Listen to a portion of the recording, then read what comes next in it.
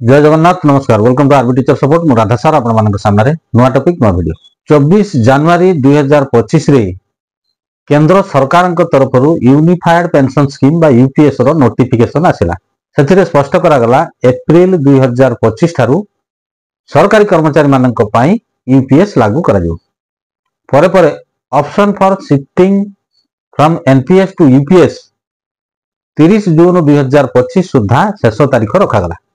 एक रिपोर्ट आधार रे 30 लाख सरकारी कर्मचारी मानक मध्यरु मात्र 50,000 कर्मचारी यूपीएस को शिफ्ट करिया पय ऑप्शन ऑनलाइन करछन्ती। एबे केंद्र सरकार कोन पदक्षेप नैचन्ती से संपर्क रे आजिरो वीडियो को शेष पर्यंत देखंतु।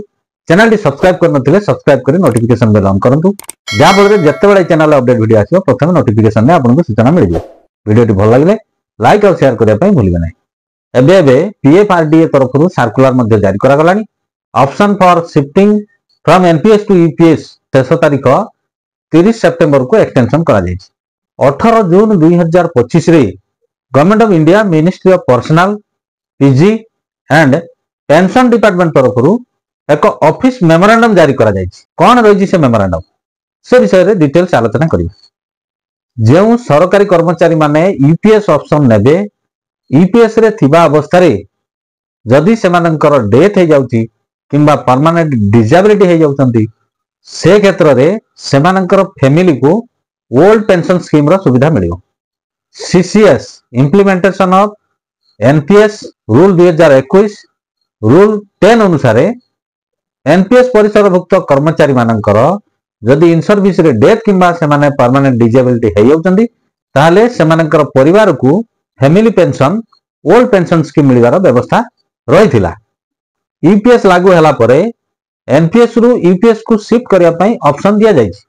जेउ कर्मचारी माने एनपीएस रु यूपीएस को शिफ्ट करिवे इन सर्विस डेथ क्षेत्र रे किंबा डिसेबिलिटी क्षेत्र रे यूपीएस और सीसीएस पेंशन रूल 2021 और CCS extra ordinary pension rule 2023 अनुसार सुविधा पाइबे अर्थात सेमाने मध्य ओल्ड पेंशन स्कीम रो सुविधा पाइबे। केंद्र सरकार निर्देश समस्त केंद्र सरकारी कर्मचारी जो माने एनपीएस रे अछंती सेमाने यूपीएस को शिफ्ट करिवे एवं फॉर्म 1 रे डेथ किंबा डिसेबिलिटी क्षेत्र रे को स्कीम नेबे ताहा मध्य दाखल करिवे। कर्मचारी माने ऑप्शन फॉर्म 1 दाखल कला परे कंसर्न ऑफिस डीडीओ माध्यम रे सीआरए रे से फॉर्म दाखल करिवे एवं सर्विस बुक रे एंट्री करिवे। एनपीएस रु यूपीएस को शिफ्ट करथिबा समस्त कर्मचारी इंडिविजुअल फॉर्म 1 माने व्यक्तिगत तथ्य दाखल करबा सहित फैमिली इंफॉर्मेशन फॉर्म 2 मध्ये दाखल करिवे। ये समस्त फॉर्म 1 एवं फॉर्म 2 रो विवरणी सर्विस बुक रे मेंशन हे रहिबो। एनपीएस रु यूपीएस को शिफ्ट करथिबा कर्मचारी रिटायरमेंट समय रे फ्रेश फॉर्म 1 एवं फॉर्म 2 दाखल करिवे।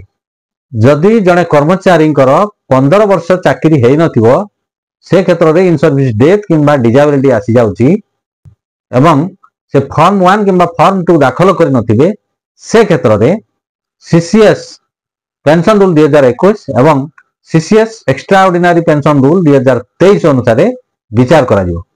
एई चिठी रु आमे स्पष्ट भाव रे जानि पाले जे जो बडी भाव रे एनपीएस रे family pension system old pension scheme थिला यूपीएस रे मध्य फैमिली पेंशन सिस्टम को ओल्ड पेंशन स्कीम सरकार रखिले। आशा कर वीडियो टी आपण मानन पय इंफॉर्मेटिव हेतबो। चैनल टी सब्सक्राइब करनथिले सब्सक्राइब कर नोटिफिकेशन बेल ऑन करंतु जा फल रे जत्ते बेले एई भली अपडेट वीडियो आसीबो प्रथमे नोटिफिकेशन रे आपनको सूचना मिल जिवो। वीडियो टी भल लागितले लाइक और शेयर करंतु। परवर्ती वीडियो पर्यंत रहउची नमस्कार बंदे उत्कल जानंद।